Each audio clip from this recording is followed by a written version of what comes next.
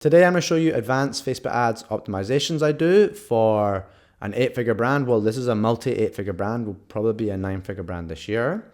And in what I'm showing you today is going to highlight why at any level, but especially this significant level of scale, you can't rely on the information in your third-party attribution tools because the businesses become too complex. The marketing suite becomes too complex. So no matter what you're using, Triple Whale, Hyros, Wicked Reports, Northbeam, Tier 11 Data Suite, it doesn't matter how good that tool is.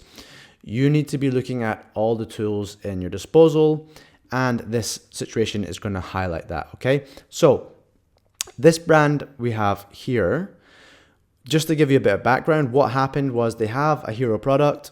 The hero product has different variants depending on size. And the best performing size has been out of stock for the last couple of months. Just came into stock last week. Yeah, I think last week. And the client asked me to crank up spend because this hero product was in stock. We've been running this for a long time. We know that when this comes back into stock, sales are going to fly. Okay, so that's what I did. Cranked up the budgets. And that's what you're going to see here. So I have increased the budget 83% here because this very important products come back in. We were very much scaled back prior. But because this brand is so big, that's not really a huge increase in budget to them. Okay, 5.8K additional spend in the week is what that equates to. It's not huge. It's a multi 8-figure brand. I don't want to say exactly, but it's like very close to 9 figures now. 9 figures this year will be a layup probably. So yeah, anyway, that is that's the actual money they put into this increase in this past week, okay? Now, if I come and look at my third-party attribution tool, what I'm using is Tier 11 Data Suite. This is a Tier 11 client. You'll see that that is reflected here. So there you go, 83% increase in spend. But what is the actual NCAC, NCPA on that? Well, you'll see, oh, shock. I've pushed all that budget into that campaign and it's increased my NCAC by 24.6%, okay? So a lot of people who just look at attribution tools, even advanced agencies, they're going to look at this tool and they're going to go, oh no, we spent all that money. They probably watch this video and be like, why did he spend 83% more budget? That's stupid, blah, blah, blah. But they're going to go and look at that and go, well, your NCAC has come up 25%. That increase in budget was too much. That's not worked. They would be wrong. So as an advanced savvy media buyer as you are, you're going to look at the other tools at your disposal. Okay, so yes, the NCAC has come up 24%, but what else is going on? So this is Tier 11 Data Suite. I have the luxury of being able to look at the percentage of new visits and the number of new visits very accurately. So people who are visiting the website for the very first time, what does that look like? Because with Meta, we're trying to push into cold traffic. And you'll see that the new visits is up 23%. Okay, so I've increased 87% in spend and we're up 23%. It's not a direct proportion. What does visits equate to? How many sales does that equate to type of thing? But one thing you need to know about this business, from my experience, is this business is predominantly Amazon. They get the predominant amount of their revenue from Amazon, not Shopify. And whenever we push in Meta, what happens is probably the majority of people that see the ads go and buy on Amazon, or they'll go and search on Amazon. So you're going to lose out on a lot of your new visits from people going through that process, okay?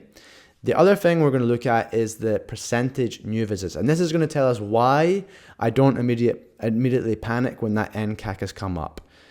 The percentage new visits of this campaign is 60%.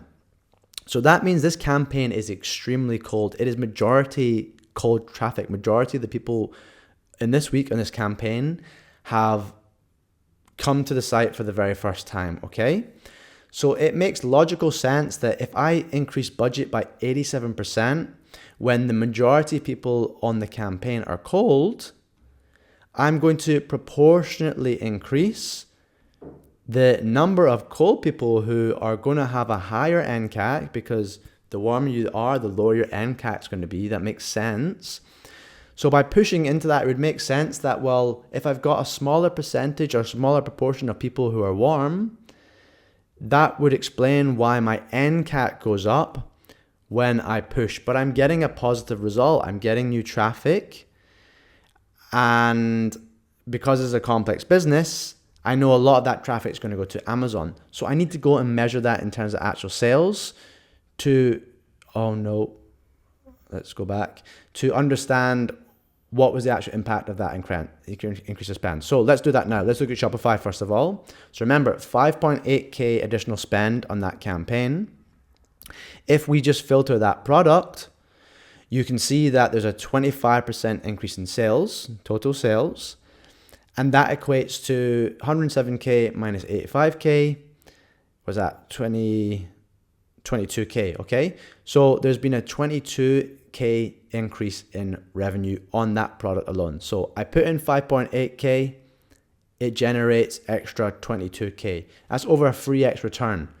That's a very good return, and that is just on that one product on Shopify.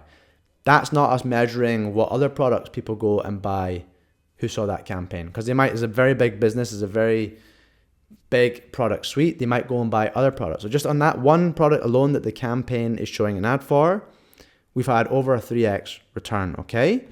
Well, let's look at Amazon now. So Amazon, if we go to the week where the product came back into stock, they weren't running any ads on Amazon for this product, okay? So we don't have a revenue baseline. I could go and look at the Seller Central, but to do that in Seller Central, you have to download reports and run pivot tables and stuff. So, I'm not going to be doing that. I'm just looking at my weekly optimization. So I do it this way. But anyway, this last week, so the week I've pushed on Meta, their Amazon team has spent 1.8K in ads and generated 14.7K, okay? Think about this logically, guys. Where the hell are 86,000 impressions coming on Amazon out the blue? People don't just search for this product. This is a product that is a variant of a very common product. People are not searching for that when we're not doing this. You don't just make 14K, whatever that is, 12. You don't make a 12 ACOS just on Amazon by running Amazon ads. That's being generated by Meta traffic and TikTok affiliate traffic, creating the eyeballs who then go to then go to Amazon because they trust Amazon, and they search either that product or they search that product and the brand, because they might buy other people's products, but what you're trying to do is you're trying to run ads to get your name out there, get brand loyalty. So when they go into Amazon, they buy your one because they think, well, this is the best one. This is the quality one I've seen the ad for. I can trust this company. There's all this rubbish stuff on Amazon that doesn't work. I'm going to go with the one that I've seen, blah, blah, blah, blah, okay? And that's what you're doing here. So let's think about this logically. I spent 5.8K on Meta. Amazon team spent 1.8K. So that's 7.6K ad spend to generate 14.7K. It was zero last week. 14.7K from ads plus 22K, 36K. So 7.6K to generate 36K. It looks to me that my push on Meta was successful. So what am I going to do now this week? Well, I need to clarify that this is the case, and it's not just the case of the product came back into stock and then they've done an email flow and all these people that were waiting for it have gone and bought. I want to get a baseline now that this product is in stock, and that's what I'm doing. I'm holding spend this week, and I want to see what happens to that total sales. Do the total sales on Amazon and Shopify then drop? Do they remain flat? In which case I'm then going to push again. If they drop, I'm going to hold again another week, and then that should be the flat line, and then I'll decide, is over 3x ROI on the spend? Is it still a 3x ROI? Like, what is the ROI? If the ROI is acceptable, I would hold. If the ROI is not acceptable, I'd pull back a bit. But then I'll also look at the overall of the business. Like, how was the overall of the business in this period? With this push, what other campaigns was I pushing on? What was the totals? Like, it's a complicated business. This is the kind of things you have to do, the complex things. But I just wanted to show you this one aspect to show you that, hey, you can't always rely on the information that comes straight out of your attribution tool. They are amazing and they allow you to do things that I couldn't previously have done. Like I couldn't have gone and looked at this and seen how cold it was. But you still need to be looking at your endpoints of sales and working out, using your brain logically, is this money a good investment? Can I scale? And that's how you scale big. You know, this is what it comes down to. You can't look at isolated granular things. This is really how big businesses move. This is how I'm able to scale brands that can't be scaled, because you look at things this way. So yeah, if you've enjoyed this, give it a like, you know, give the channel a follow. I'm like 130 subscribers off of 2K. I think I'm giving some of the best information out there, real advanced stuff that you're not seeing anywhere else. So if this has helped you, all I ask is follow the channel, give me that ego, or the vanity metric of 2K, and I'll see you in another video very, very soon.